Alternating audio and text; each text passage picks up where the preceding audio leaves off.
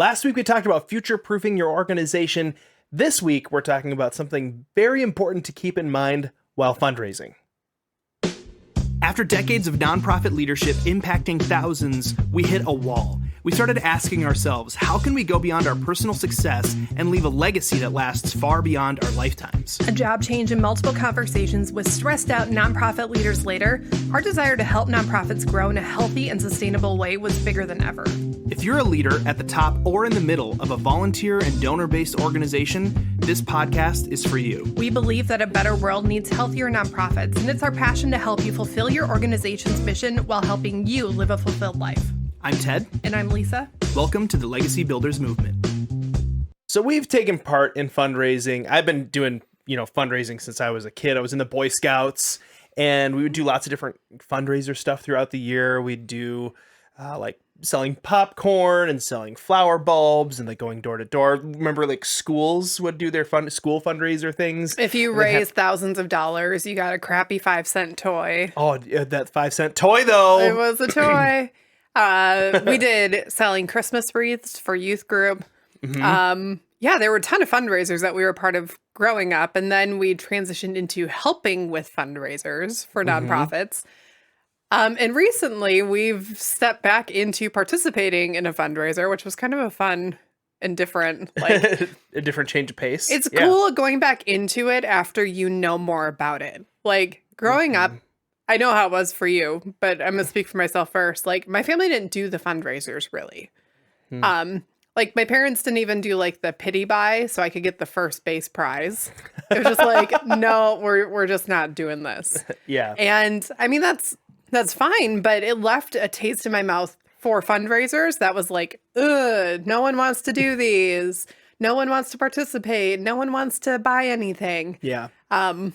You can talk about your background a little bit too. So me growing up, we would do all these fundraisers, but it was really up to me as the kid to just go and do it, and wasn't given a lot of coaching on it or whatever. I don't really blame anybody other than just normally in those situations in nonprofits, you kind of give the kids the magazine, you say, okay, go do it.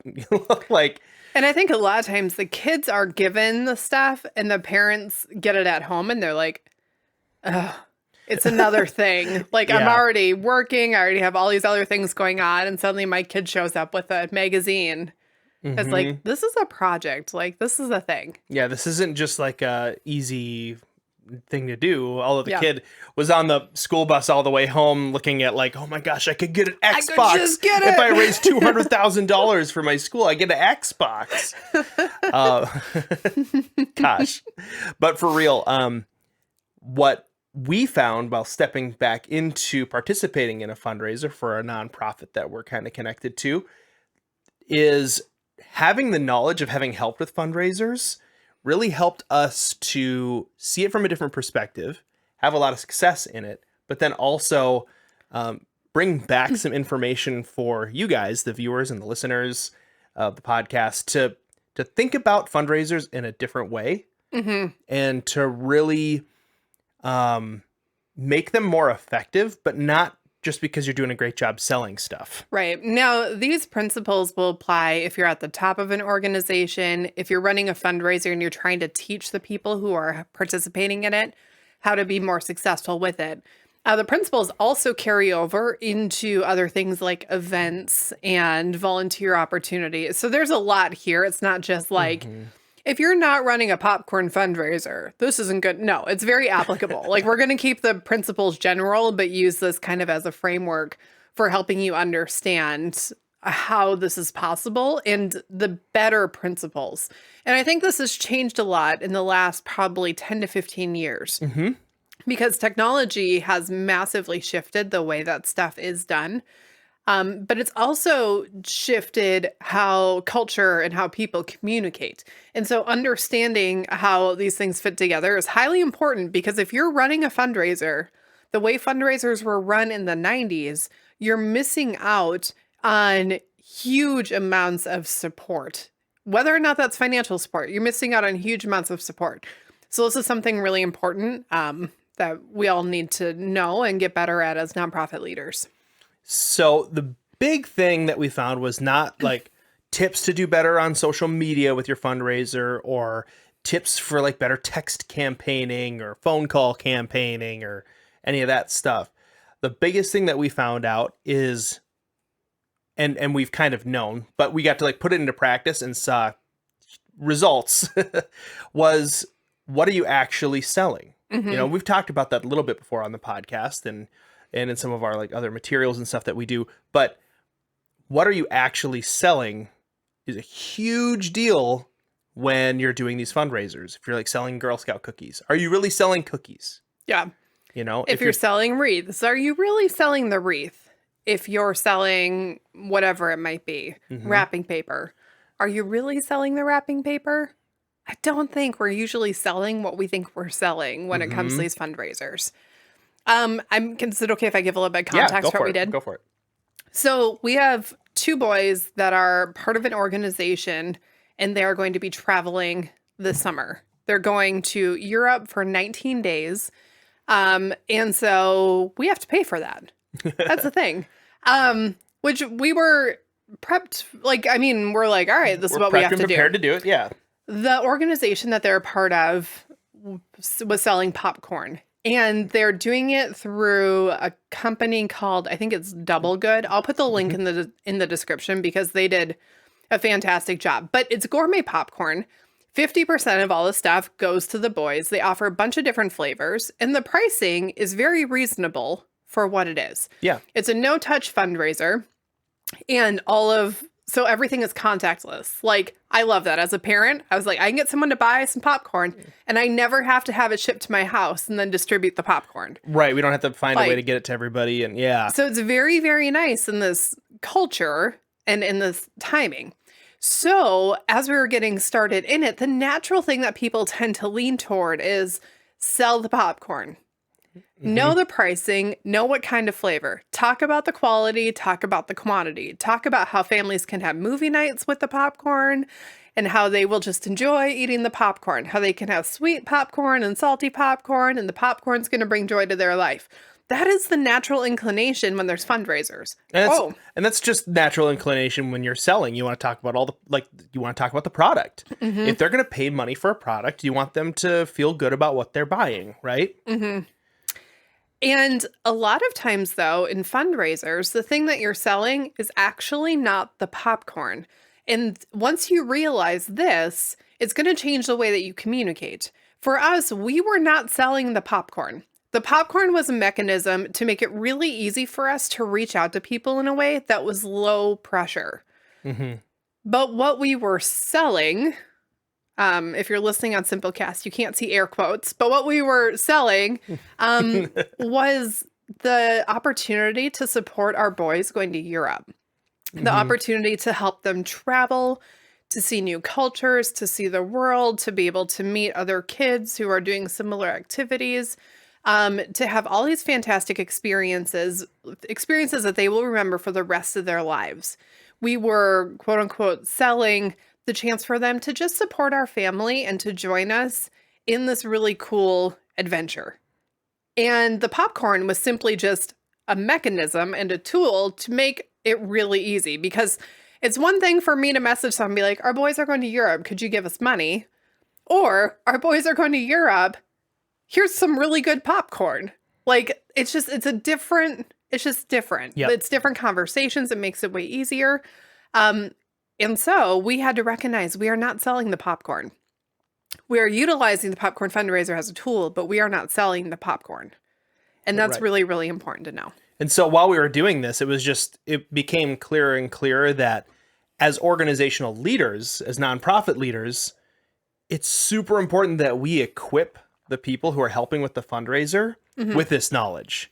Because like as an organizational leader, like I think we kind of naturally get it. We're doing this fundraiser because we're helping doing this thing. But if you're a part of an organization that has like parent involvement or, you know, just like people involvement that they're helping with the fundraiser, it's not just like a fundraising event where the leader of the organization is getting up in front of everybody and asking for money, but you have a lot of people helping to raise like some money in some places, which is a huge benefit if you can find a way to run one of these fundraisers and do it in a way that a lot of people link arms with you. You want to equip them with the tools to do it well. And it's not in helping them to learn how to sell the products well. Hey, these flower bulbs are great. They're perennial flowers, so they're always going to be there in your garden. Da da da. It's like, no. Boy Scouts of America is a great organization because blank. Right. Because you don't want to educate the people on the product that you're selling. I mean, maybe a little bit if it's part of the fundraising process, but really what you're trying to do is use this as an opportunity to educate people who don't know about your organization, about your organization. Do you want to buy some flowers? They're great flowers. More importantly, the money from the flowers is going to help this organization, which does this mission statement. And we do that by executing in these 3 areas. And at the end of the day, we're going to help this many people. Like, we're not selling the flowers. And it's interesting, but when you fundraise, understanding that the flowers isn't the reason that you're doing it, and it's not like the thing that you're really trying to have happen. Instead, you get super good at that other side of the communication, communicating about your organization, communicating about what the event is, communicating on why people would want to participate, communicating on like, you are helping 2 phenomenal boys that we know you care about because you care about our family to be able to experience something great. When you get great at communicating that, a lot of people bypass whatever the thing is that you're selling and just say, that part doesn't even matter. How do I help? Question mark, period. And ultimately, that's what you're trying to raise money for anyway, right? You're not trying to sell popcorn. The popcorn is a mechanism to get to the fundraising part. And I think, organizations that link up with businesses that want to help give them that tool to do that, they forget about the part where it's like, we're actually trying to raise money here, first and foremost. And secondarily, we use this as a tool to do that rather than the only way that the money can come in. Right.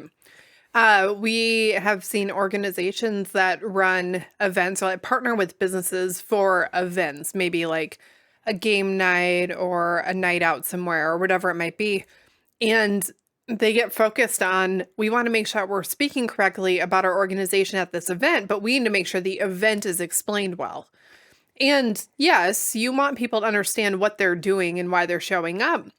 But there has to be a part in the back of our minds as nonprofit leaders that's also saying, this is my opportunity to educate a large group of people who have no idea what I'm doing about what we're doing. And if I do that effectively, if I explain the why effectively, if I explain that we know what we're doing effectively, if I explain how much impact we've had to date and how much we're going to have going forward, and how that impact is going to ripple in the community, people are going to give at this event, which means I better have a way for people to donate.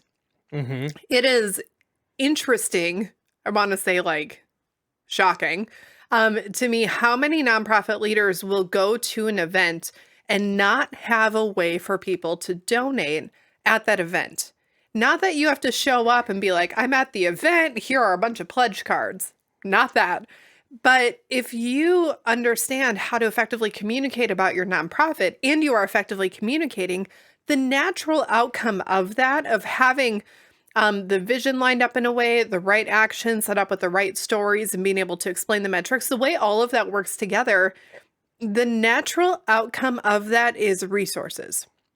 The natural outcome of that is financial resources and volunteerism resources. And so going into events, even fundraising events, especially fundraising events, the natural outcome is going to be money if everything else that you're doing is working well.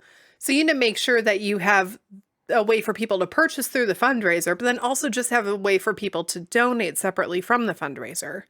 And if you have people who raise their hand and say, I can't give, but I want to volunteer, you need to have a way to collect their information, know that you are going to follow up with them and not let them fall through the cracks. We saw this in play in a really awesome way at a recent gala that we attended.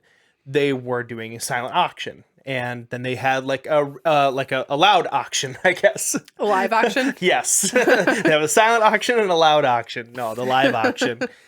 But they also had a significant portion of the live auction that didn't buy anything. Yeah. They weren't auctioning off items. They were just auctioning off donation levels. Yeah. And I think a lot of like galas that are run really well, they know that this is a thing that really works well, but it's because they know that they spent all the time selling the organization and what the organization is going to provide and do, that the auction items that were up for bid before are kind of almost like, we do this just because it's sort of fun, but the real thing that we're actually doing here, and the real thing that you really want to give to, is this thing that you don't get anything in return. And they did such a great job with it that this organization, I think, charged like $75 per ticket just to get into the event.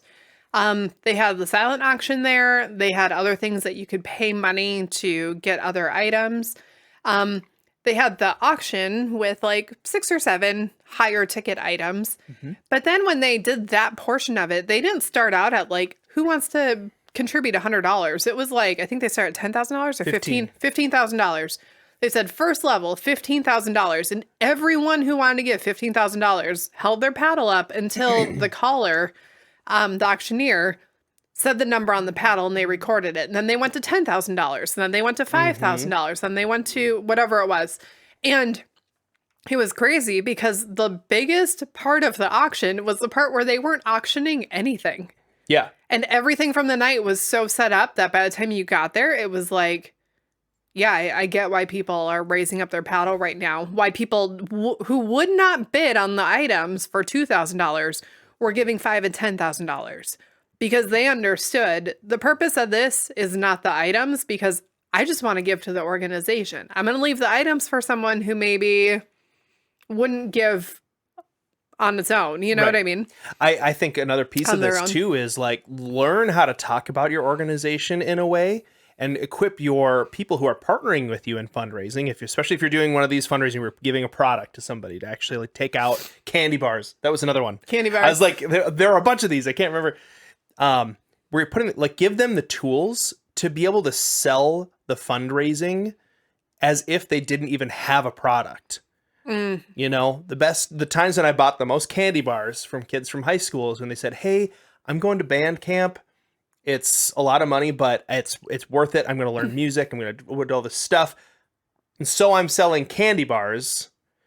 Like, they sold me on that they're going to go and learn music and learn a love for music.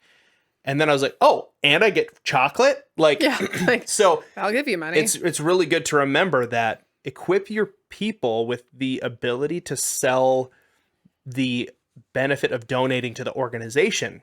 And the cool thing about that is they can do that even if there isn't popcorn. If you teach them how to do it, they can do it at the next family gathering. They can talk about how amazing this organization is that their kids get to be a part of, or that they get to be a part of. And people might say, hey, I want to help with that. Right. Because if the only thing that you're training people to do is sell popcorn and not talk about your organization, then once the popcorn fundraiser is done, they don't have anything else to talk about. They don't know how to communicate about it going forward. But if you can train them, the popcorn is a tool to make this really easy, and to just give you something. It just kind of makes it a little bit simpler. But here's how we're going to talk about it first. So for us, the way that we ask people, like, we send out text messages for most people. There were a couple phone calls that happened, but for the most part, it was like text messages. And it was very much not about the popcorn. Our boys have the chance to go to Europe for 19 days. Here's where they're going to be going. Here's what they're going to be doing. Here's what they're going to get to experience. As part of this, because, you know, not stated, but very much they understand. We're paying for this trip. We're mom and dad. We're on the hook. As part of this, we're doing a 48-hour fundraiser selling gourmet popcorn. I'm wondering if you would like to help support our boys. Here's the link. Thank you so much. Like, it's pretty simple. The amount, it was like 2 paragraphs about our boys and what they're going to get to do, and like 2 sentences about the popcorn. So if you'd like to support, here's the popcorn. Here's what we're doing. Because we still wanted to do it, but I think the natural inclination is to be, this weekend we're fundraising for a trip for our boys and we're selling gourmet popcorn. There's cheesy popcorn, there's this popcorn, there's this popcorn, there's this popcorn. Prices range from this to this and 50%. Oh, I did say 50% went to the boys in there too. 50% goes to the boys. And also, it would mean a lot to our family if you would support us and support them in this adventure. Like, I don't. The real why Yes. becomes an afterthought if it's done that way. And Thank you. always want to start with why. And I was going to say, there's another piece of this too. Fundraising in the 90s, when like we grew up, and that was like the thing, right? You go door to door and you'd sell this stuff, and it was kind of like this. There was this zeitgeist about it too. It was kind of like, oh, it's fundraiser time, and it was, it was all hands on deck. There wasn't like internet stuff to make things easier. It was literally like a shipping, like this is awesome because it comes straight to your door. Like you're gonna have a Boy Scout come and deliver the flower bulbs to your door. Where it's like now with Amazon and whatever, like everything comes to my door. Like fast food comes to my door. Right. Groceries come to whatever I want to come to my door, I can get to come to my door. I don't really need it. And so, especially in this case where it was really great for the organization not to have to do the fulfillment, but people know, and they know that they're paying more because it's a fundraiser. So you're not going to sell them on popcorn that costs twice as much as it should. But what you will sell them on is helping an organization. And by the way, you get some popcorn. Right. You're probably going to help us anyway. Now you have something to eat while you feel good about yourself. Or maybe like you're eating popcorn, and like normally you would like eat it while you're depressed and like sad and lonely, and now you're like, well, at least I helped someone. No, it's happy popcorn instead of depression popcorn. Oh no. Oh no. But I was thinking about that, and on top of that, culturally too, pretty much anybody who's had kids or anybody who's grown up as a kid has done a fundraiser now too. So everybody knows what it is. It's not like anybody's like, oh, this is an interesting thing I've never heard of before. The deals must be great. Like everybody knows that it's not a way to save money. It's not really a way to save time anymore, where that was maybe kind of part of it before. Mm-hmm. Now it is simply only I get to help an organization. Yeah. So you've got to start with why and start with the organization itself and help your people develop a really quick, straight to the point pitch that actually encourages people and gets people excited about helping the organization. Yep. And by the way, you get chocolate. Yep. And by the way, you get wrapping paper. Now, the second part to this I think is really important is make sure that you're being very intentional about who you're asking. There is a part with fundraising where it's like ask anyone and ask everyone, right? I mean, I don't want to say like niche down so hard that you're only asking 2 people. It's a fundraiser and it's meant to help build up what your organization is doing. At the same time, when we started this, we recognized we don't have the energy to contact every single person that we know. And certain people, we didn't necessarily want that to be the first point of contact that we've had with them in X number of months or whatever the case may be. So the first thing that we did for this was actually make a list of the people that we wanted to reach out to. It was people that have actually been connected to our family. And like, we didn't really want to reach out to a whole bunch of people who had no idea who our kids were. Like, I understand that a lot of people might have supported us, but it's just something a little bit easier. If I'm asking for support for the boys, if they know I have some connection. Have some connection. Yeah, it's not like people we knew in high school and they like didn't even know we had kids. Yeah. Or something. And then also having it be people that we would enjoy hearing back from them. Now, if you're listening to this, I didn't text you. Our list wasn't fully complete. We could have gone a lot more, but we sat down for You're like, hey, I know them. You didn't text me though, and I know your family. We only sat down for like a specific amount of time and said, all right, let's make the list. And then when we were done with that amount of time, we're like, okay, we need to go on to the next thing because sometimes you just have to do that. Right. So like we made our list of people on one day.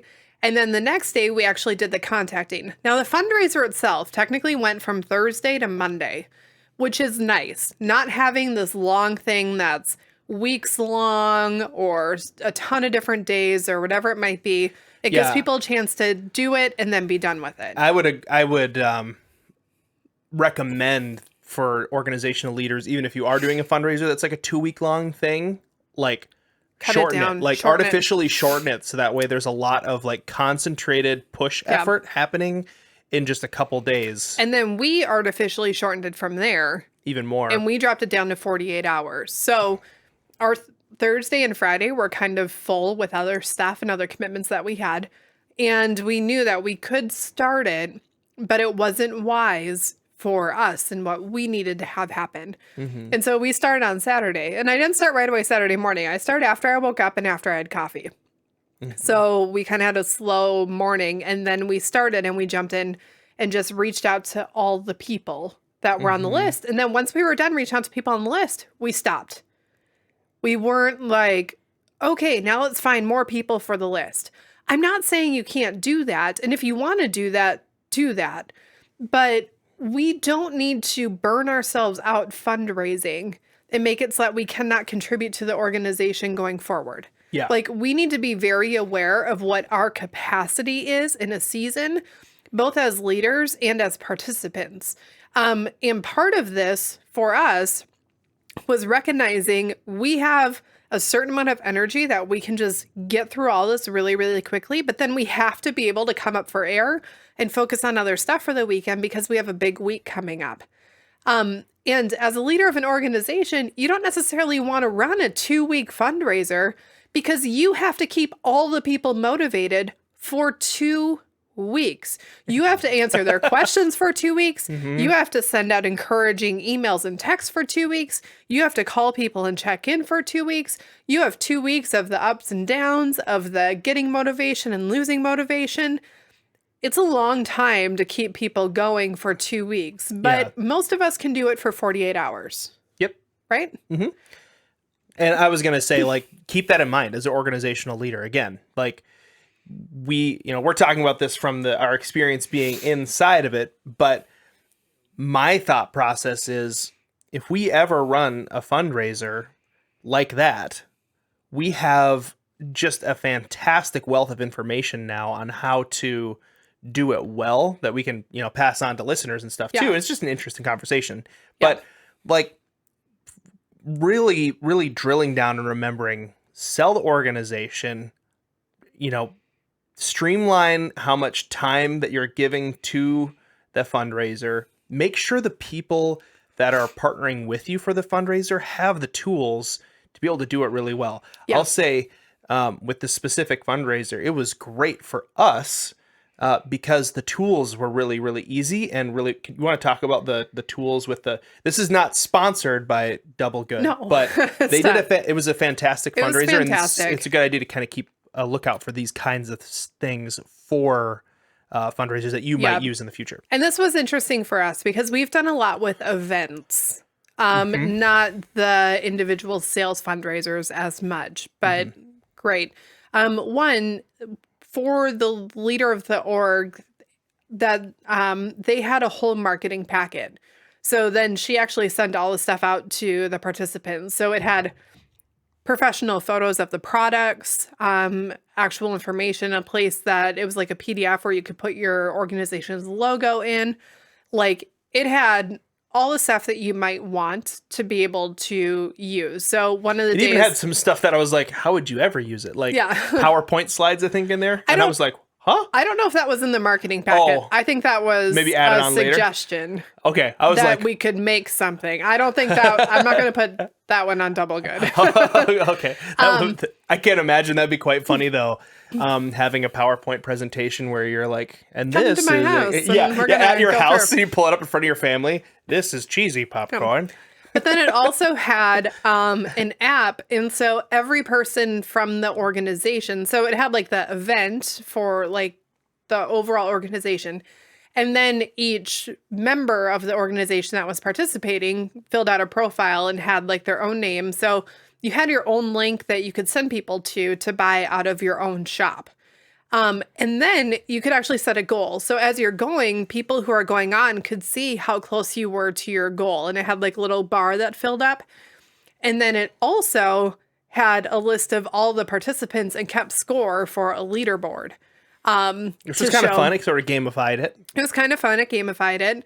And, but Yeah, the thing was just set up nicely. It had a place for a picture of whoever the people were, the organization. It had a spot for a video. It had a spot for what the thing is, like what you're raising money for. So that you could actually write down what the why was and Which how is it really worked. great. So, like, just the way that it was set up was just so clean and easy that I really appreciated it. And what was cool too And is it was professional. it provided some really great and easy ways to do follow up too. So there was an app that you had on your phone, and every time someone would buy a little bit of popcorn through the fundraiser, it would go ding and it would like show up. So then right away we could text and be like, "Hey, thank you so much for whatever." Because if you have been listening to us for any amount of time, you know that we believe that follow up is like the best tool ever Yeah. for your organization. And if you do a great job with follow up, things will just go well. So we were really, really impressed to see that follow up was an important piece of it, so that you could reach out. And we're excited too to follow up even further down the road with all the people who helped out and, you know, send them pictures of the trip and like that Yeah. kind of stuff too. But So a couple other things with it. We personally, I kept a list of every person who donated, how much they donated, and what platform they donated on. Because, like I said, this was a great conversation starter. We had so many people that responded with, "Can I just give cash instead? yeah, Can like, I just don't send you money?" Like, or I like popcorn, but can I just send you the money? Or I don't really care for popcorn. Can I send you the money? We did make popcorn sales, which was great because I think we had some people who I had one person who's like, "I love popcorn. Can I buy popcorn?" Yeah, there were a couple people who were like, "You had me at popcorn," and I'm like, "But I said popcorn last." Yeah. Which means we didn't have you with like our kids and our family and all the other stuff.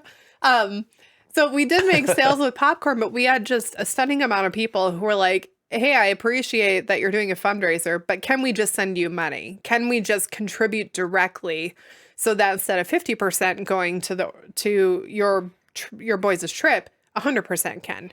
Right. And so with that, I already had the stuff set up, but we needed to make sure that we had all of the information easily available so we could just respond with that. And then as I got the little notifications that money had come in other ways, we also sent out a message pretty much right away that said, "Hey, thank you so much for supporting our family." The other part is, as we reached out to people, we had some people say, "Yeah, I'll buy some popcorn."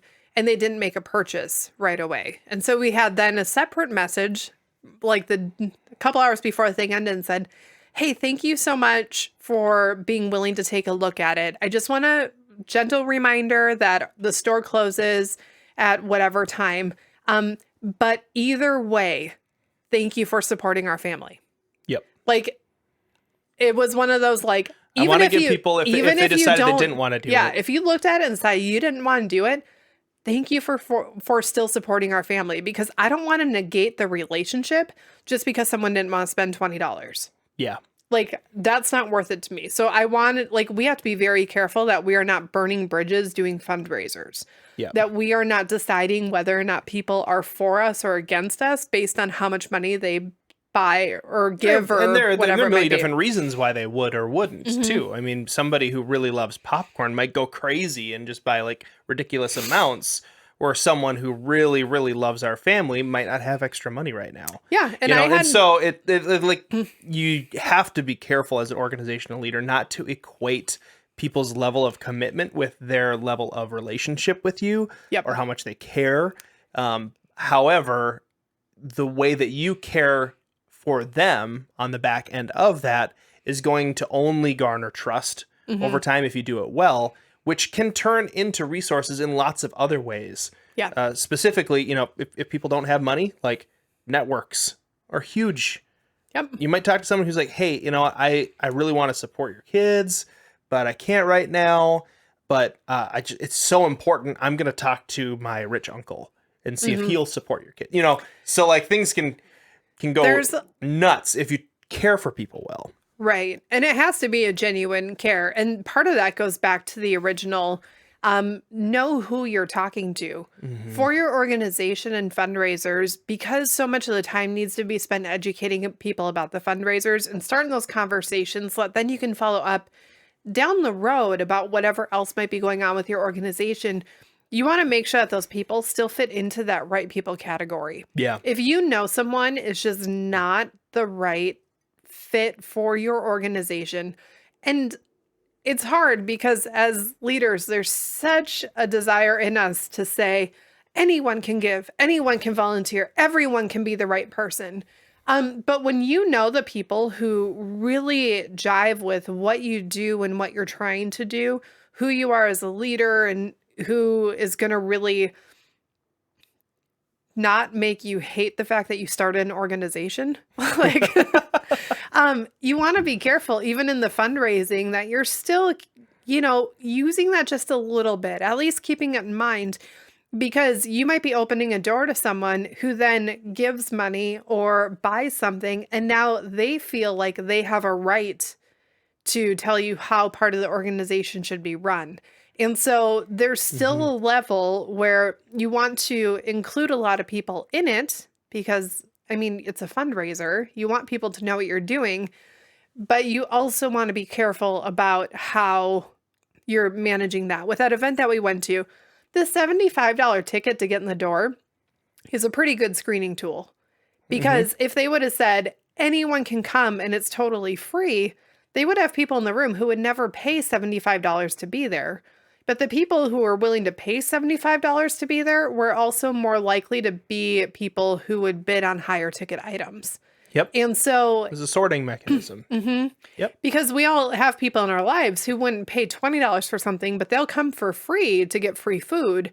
And I want to be careful. I'm not trying to say that that's not okay. But if the end goal is to raise money, you want people in the room who are going to say, I want to spend the money. Yeah. I'm willing to. You owe it to your organization to think through the right people question when it comes to your donors. And that can be hard because as a nonprofit, you're like, well, the right person is anybody who is going to drop money.